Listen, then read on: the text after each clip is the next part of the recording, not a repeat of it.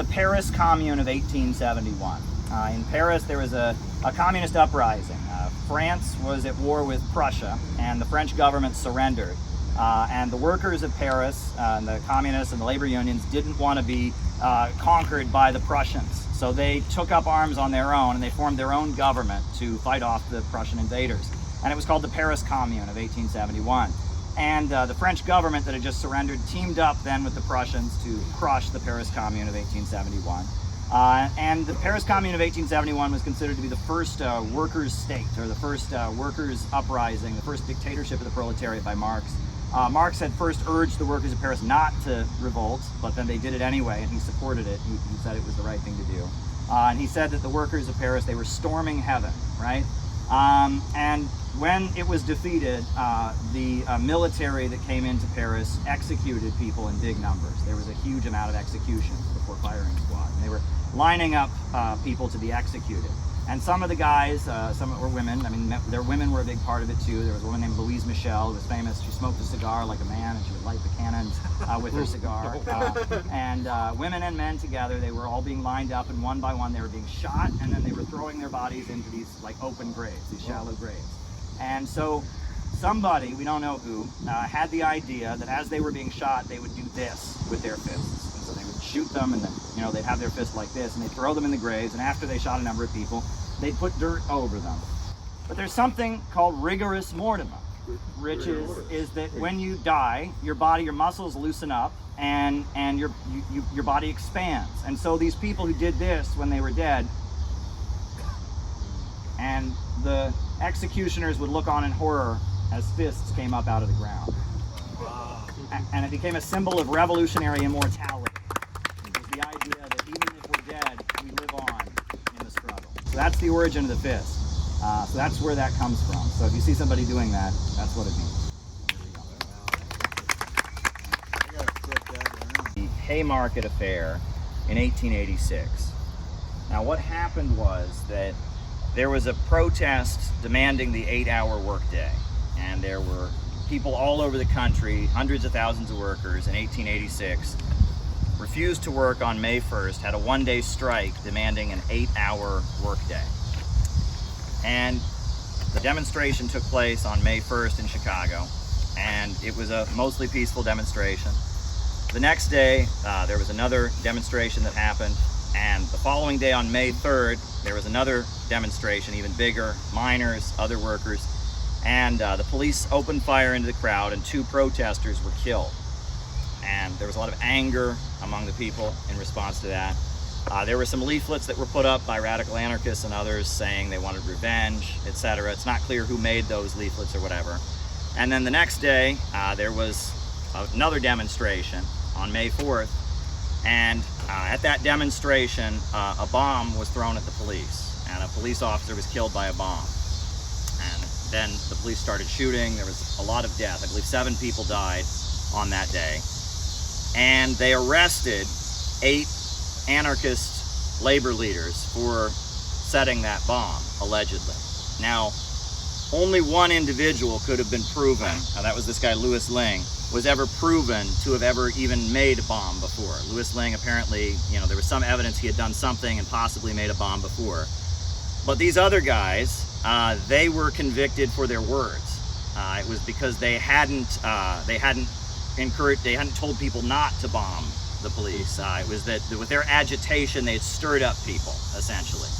And they were convicted in a trial, and they were sentenced to death.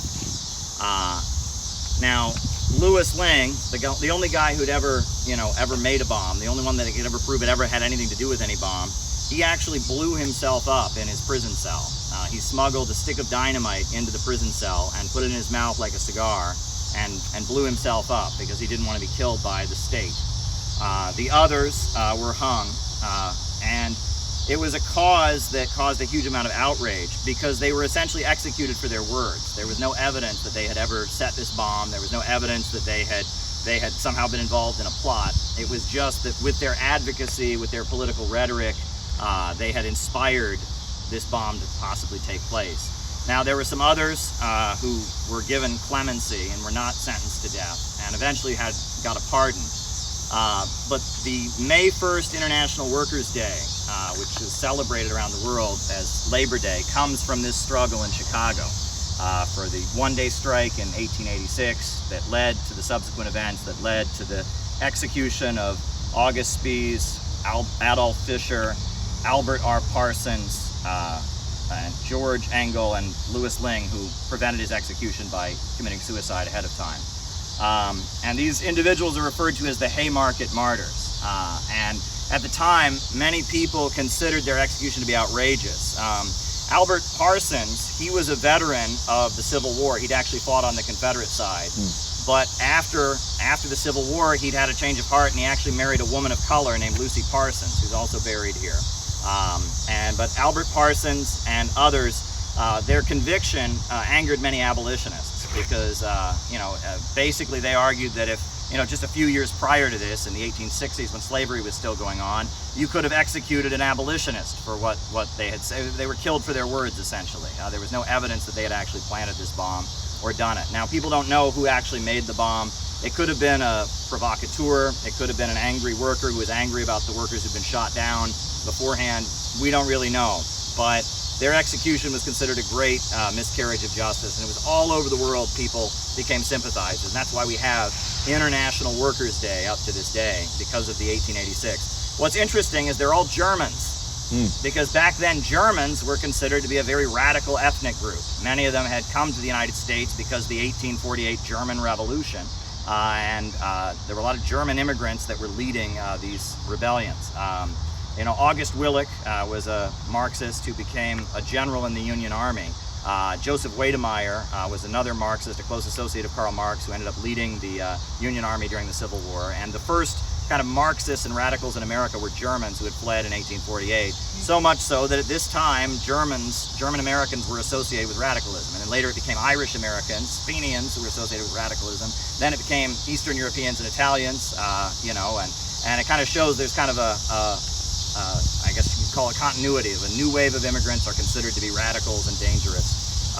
Now there's a lot of feeling that Latinos are dangerous, right? And we need to be afraid of them. And that often the argument was that Marxism and socialism, these were foreign, un-American ideas, right? And that they were imported from foreign countries, we should be afraid of them. And they played up the fact that they were not born in America at their trial. They played up the fact these were foreign guys, and that they played up that these posters had been put up calling for revenge, which these guys, there was no evidence they had even made these posters, but regardless, they ended up getting the death penalty for that.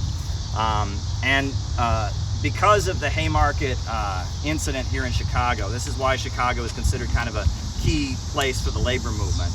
August Spies, presente! Presente! Adolf Fischer, presente! Albert Parsons, presente! Louis Ling, presente! George Engel, presente! All right. Michael Schwab, presente! Oscar Need, Presente! Samuel Fielden, Presente! All right. Now, just to be clear, those guys did not get the death penalty. Their sentences were commuted and they were eventually pardoned. Yeah. But yeah, there's some more important I have grades. more about Haymarket Oh, go ahead, Square. please. Go ahead. Like what Yeah. David and I were talking about, how here. history is erased, and they try to hide it from us, the real people's history, and you're talking about them having it towards different days at the beginning of May. At least you guys got closer than we did here in Chicago, because we had to move to, there's lots of labor holidays, but it wasn't an accident that they moved ours to the end of August or beginning of September, right?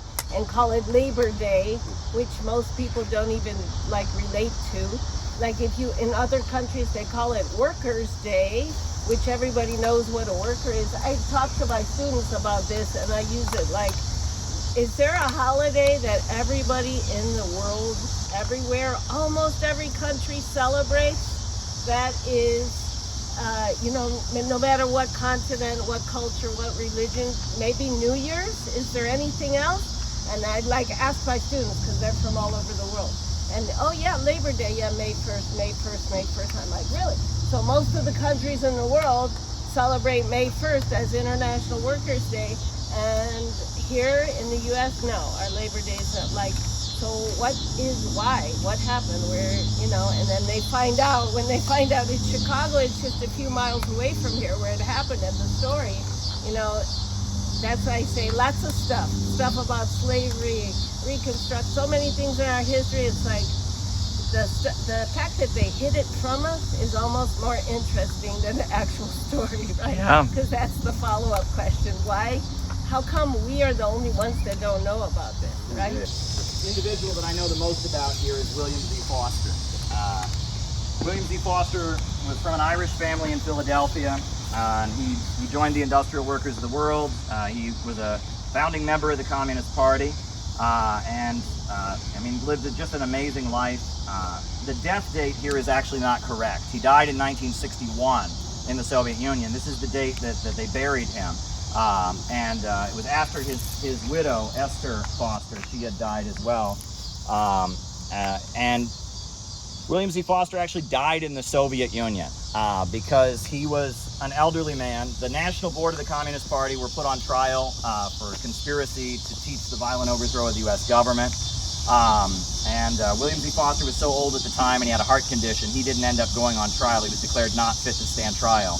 And it was, just a few years before his death that they finally gave him a passport and allowed him to go to the Soviet Union.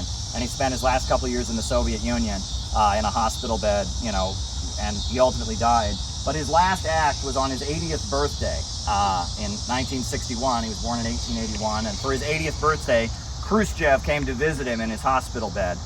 And at the time, the Soviet Union and China had just had their falling out. And from his hospital bed, elderly 80-year-old William Z. Foster, there with the Soviet leader, read a speech honoring Mao Zedong and honoring the Chinese Revolution as an act of defiance against Khrushchev. And that was his last act, and he died several months later. And that was William Z. Foster. This was his widow, Esther Foster. What's interesting is that William Z. Foster, he never had any children through Esther, but Esther had 3 children at the time they got married. So Esther had 3 children from a previous marriage, and I guess they met at a commune in upstate New York, and they fell in love, and they got married. William Z. Foster actually dedicated his last book to his grandson, Joseph Manley Kolko, and the book is called The Twilight of World Capitalism, and the book is dedicated to my grandson, Joseph Manley Kolko, who will live in a communist United States of America. That's the dedication of his book. Now, this guy is Eugene Dennis, and Eugene Dennis, he was the person who acted as kind of the primary spokesperson for the Communist Party during the McCarthy hearings. At the time when they were calling Communist Party leaders before the House Un-American Activities Committee, they basically said if you could either take the Fifth Amendment and then you couldn't answer any questions, or if you answered some questions, you had to answer all the questions, or you would go to jail for contempt. And so Eugene Dennis, he was the one who was kind of given the permission to go and read a statement before the U.S. Congress representing the Communist Party.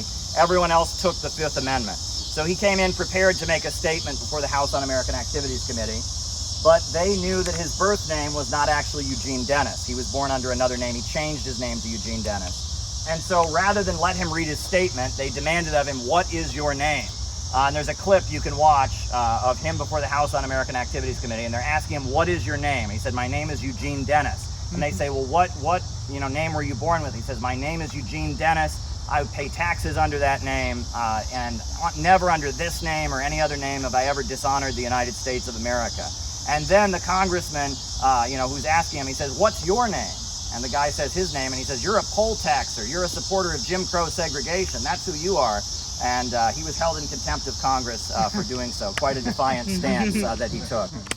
That's Eugene Dennis.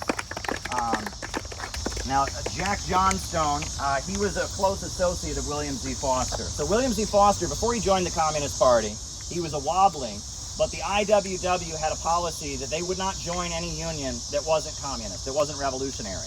And William Z. Foster said that was cutting them off from the majority of workers. So Jack Johnstone and William Z. Foster, they broke away from the Wobblies and they formed the Syndicalist League of North America. And they came here to Chicago and they worked for the American Federation of Labor, the AFL, and they kind of infiltrated the local AFL and they organized the meat packing workers into unions, which was a huge accomplishment. And the way they did it was World War I was happening at the time, and meat was essential. You needed meat to get to those soldiers out on the front so they could fight. And so what they did is they held public hearings here in Chicago where children who worked in the factories would testify about the bad conditions. People who'd lost their hands or an arm or a leg in the machines would get up and testify. And the press was there, and it was just showing the bad conditions and then hinting that they might go on strike, even though it was illegal during the war to have a strike. They never actually threatened to strike because that would have been illegal. But they had these public hearings testifying about the really awful conditions in these meatpacking facilities and how people lost body parts and children worked for pennies an hour. These were immigrants from Eastern Europe, from Ireland, and from Italy largely. There were some black people from the South who had migrated up, but it was largely Eastern Europeans, Irish and Italian workers. And through this kind of public relations campaign and the hint of a strike, President Woodrow Wilson brought in an arbitrator, and they forced the meatpacking houses of Chicago to sign a union contract and recognize the Stockyards Labor Federation.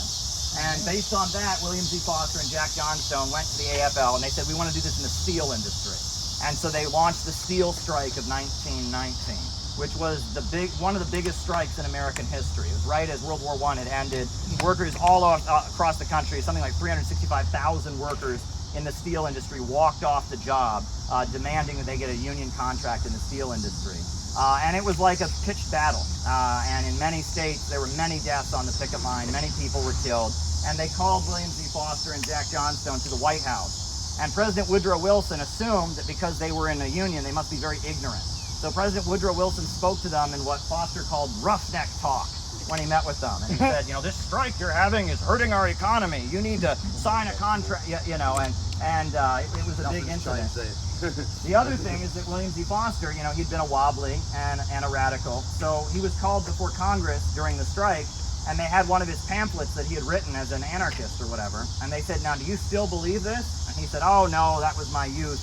And 2 years later, he was a founding member of the Communist Party, so he was completely lying through his teeth. He was completely lying through his teeth, but he pretended to be a moderate in order to not have the strike broken up by the government. But the strike was not successful. They lost. And after the strike was lost, William Z. Foster was considered discredited by the American labor movement. He was a failure. They had this huge strike, and it had been defeated.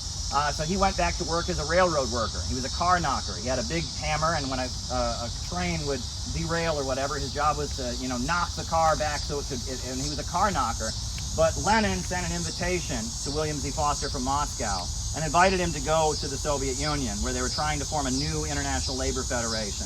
And when William Z. Foster got to Moscow, he met with Lenin, and he found out that Lenin had been urging the American communists to support the steel strike the whole time, and that William Z. Foster's idea of what he called boring from within, joining the reformist labor unions and pushing them to be more radical, that was an idea that Lenin had as well. And the concept of the militant minority, boring from within, was something the Bolsheviks had done in Russia.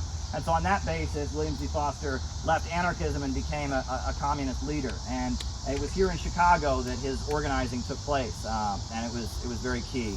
There's a couple other people I'd like to talk about. This is Elizabeth Gurley Flynn, the Rebel Girl. It says, the Rebel Girl, fighter for the working class emancipation. Good song.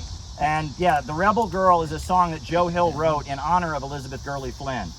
Elizabeth Gurley Flynn was an Irish American in New York City.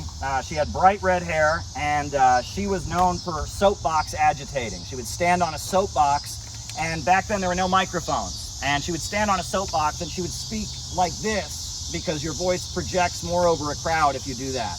And there were certain techniques that the soapbox agitators would use. For example, they'd have an imaginary argument with somebody. They'd pretend the person who disagreed with them was standing next to them. They'd have an imaginary argument, and they would point, and gestures were really important because most people were seeing you from far away. So you'd stand there and you'd make big gestures, and you'd point, and you'd speak. You'd try to project your voice up so it would carry more. That was Elizabeth Gurley Flynn, and she was known as the rebel girl of the Wobblies, the industrial workers of the world. And she went around agitating for the rights of workers on the job and to build the IWW. One of the most famous things she did was in Spokane, Washington, because all over the country they would have what they called free speech fights. Because in little towns, the Wobblies, the IWW would come and start preaching their message, and the town would have a city ordinance forbidding the preaching of radical ideas in the town. So if a radical came to the town and was arrested, the call would go out for people from all over the country to come to that town and get arrested. And so thousands of people would come to the town, and the jails would be full of people, and eventually the town would back down. And the longest free speech fight was in Spokane, Washington, where thousands and thousands of people from all over the country went to Spokane, Washington to get arrested. Elizabeth Gurley Flynn, she came all the way from New York to get arrested, and she made a point of when she got arrested, before she gave her speech they would arrest her for, she chained herself to a telephone pole. So the police would have to cut the chains to get her out, and they took her to the jail. And when she was in the jail, she found out that the jail was being used as a brothel by the police. The police were using the jail as a brothel. So she exposed that, and that in the national media, and it made a huge incident. And ultimately, the city of Spokane, Washington, gave in and said, you have the right to preach socialism in Spokane, Washington, and gave in. That was Elizabeth Gurley Flynn. What's interesting is that William Z. Foster was her good friend, but she didn't join the Communist Party for many years. She didn't ultimately join the Communist Party until the 1930s because fascism was considered to be so much of a threat. She had concerns. She was kind of anti-authoritarian. She was a radical free spirit, so she didn't quite like the idea of Stalin and the Soviet Union. But when it became clear that the communists were at the center of the fight against fascism, then she ultimately saw that the communists were on the right side. She joined the Communist Party in the late 1930s. During World War II, she was a big member of the Communist Party, and then she was sent to federal prison as a member of the National Board of the Communist Party USA. And she was sent to federal prison in West Virginia, and she was in federal prison for many years, and she came out of prison, and she was a leader of the Communist Party until her death. I believe she died in the late 1964 is when she died. After she got out of prison, she toured Eastern Europe, and I've heard recordings of her. She toured Eastern Europe, and she said, many workers in Detroit and in Alabama and Kentucky and Minnesota and Chicago will be happy to know there is no unemployment in the Soviet Union or in any socialist country. And in fact, she said in her speech, when they bring in automation into the factory, the workers don't fear that they're going to lose their job from automation. They applaud because they're happy because the automation is going to make their jobs easier because there'll be less work to do. And that's the difference between the capitalist system and the socialist system is in capitalism, automation leads to poverty, and in socialism, automation and innovation leads to better abundance for all. And that was Elizabeth Gurley Flynn, a great anti-fascist, a great working class hero, Elizabeth Gurley Flynn, the rebel girl. So, Elizabeth Gurley Flynn, presente! All right. Who else is here? Who else do we have? You must have been listening to the streams, Kevin. Yeah. All right. Now this is William L. Patterson, eternal fighter for civil rights and socialism. Now why does it say civil rights there? The term civil rights was invented by the Communist Party. After World War II, the Communist Party had fought for black liberation, and they decided to rebrand the black liberation struggle. And so they formed an organization. Instead of calling for black liberation or Negro liberation, as they would have said, they said we're going to fight for civil rights, and they formed the Civil Rights Congress. And the Civil Rights Congress was headed by William L. Patterson, and he was the leader of the Civil Rights Congress. And it was an organization that if a black man was charged with a crime in a southern court, they would provide his bail, and they would send lawyers from New York City to represent him. And civil rights was the buzzword that they used to support the black freedom struggle. And eventually that became the phrase that Martin Luther King Jr. and others used, civil rights.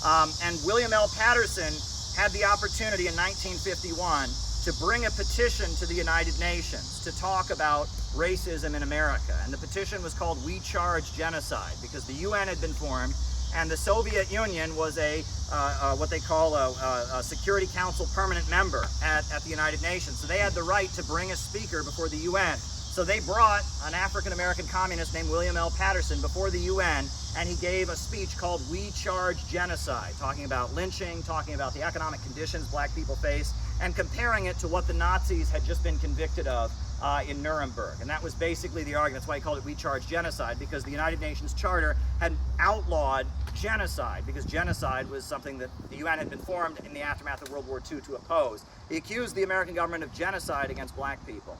And it was with W.E.B. Du Bois, because people often have heard of that name, but I think they prohibited him from traveling or something, and with Paul Robeson too, right? Yeah, Paul Robeson was part of the Civil Rights Congress, as was W.E.B. Du Bois, as were a number of people. Now, what's also interesting is I knew older communists who talked about how what they did is they took the petition that William L. Patterson had given at the United Nations, and they photocopied it, and they went door to door in every black neighborhood in the northern industrial centers, selling it door to door, and saying, you know, there's 1/5 of the planet that's on your side against the American government, and that's the Soviet Union. And they just had, you know, gave this speech at the United Nations supporting you, and that laid the basis for what Martin Luther King was able to do. You know, going door to door with the petition of William L. Patterson, the leader of the Civil Rights Movement. What's interesting is also that one of the main lawyers for the Civil Rights Congress was Bella Abzug, who eventually became a member of the U.S. Congress, representing New York City, representing Manhattan. And she was a lawyer for the Civil Rights Congress. She never actually joined the Communist Party, but she was a lawyer for the Civil Rights Congress. Yeah, go ahead. That's one of the charges against the Uhuru movement, is bringing a petition charging genocide before the United Nations. Yes, and when was theirs? Was that in the 90s? Or when did they did it? Well, no, they had a convention in the 1984, charging genocide. But then they recently did a petition based on that, and they took it to the United Nations. And that's one of the things that, just like back then, right? Like 10 years the ago U.S. or government is saying something, that right? it's Russian inspired, right? And it wasn't, and that's their right. It's really important Under to the make those Constitution, connections, under the right? United Nations Charter, that's their right to bring that petition. And the government of the United States tried to say it's illegal. Another thing that I would like to point out about this, well, first of all, I guess I'll point to another grave and then I'll tell the story. But this is Henry Winston. Now, Henry Winston was an African-American man who was on the national board of the Communist Party, and he was one of the ones who was convicted of conspiring to teach an ideology that might necessitate the overthrow of the American government. Now, a lot of people misunderstand it. They think, well, they were charged with advocating the overthrow of the American government. That's not actually true. In many of their pamphlets, they said, we favor a peaceful transition to socialism. What they were convicted of was things that Marx said and things that Lenin said. And it was the way the law was written, it said conspiring to teach an ideology that would lead one to the conclusion that it was necessary to overthrow the American government. And never could they ever prove that they had actually advocated the overthrow of the American government, but they proved that they did teach that Marx and Lenin were good guys, and they did sell their books, and their books might be interpreted in a way that said you should overthrow the American government. That's what they were convicted for. You want to talk about a long hoop, but that's the way the Smith You can Act. say the same thing about Sam Adams and Thomas Jefferson. Yeah, I mean, and at their trial they did. They read the Declaration of Independence. If someone was distributing that on the street, right? You know, it would be the same thing. Right. So Henry Winston, he was one of the only African Americans who was sent to federal prison, along with Benjamin Davis and a couple others. But he was one of the only ones, and he lost his eyesight in prison. He was given medical neglect, and that's why it says here, "They took my sight, but my vision remains." And to free the spirit from itself, that's what innovationism is about. The idea is that the beauty and the creativity of the human spirit is caged. It's held in a cell by the irrationality of the market. And we can unleash it to build something absolutely beautiful. To free the spirit from the cell, we must all decide our duty. We must decide and do it well.